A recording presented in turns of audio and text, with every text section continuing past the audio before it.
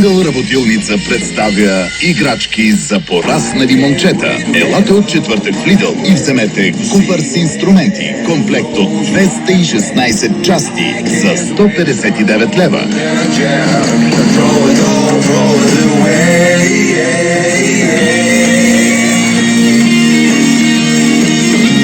И Агошлайф за 88 лева броят. Мъжки играчки. Lidl заслужава си. Lidl работилница представя играчки за пораснали момчета.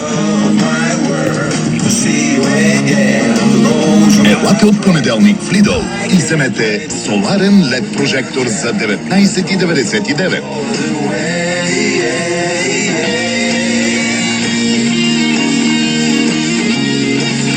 И водоструйка за 99 лева. Мъжки играчки.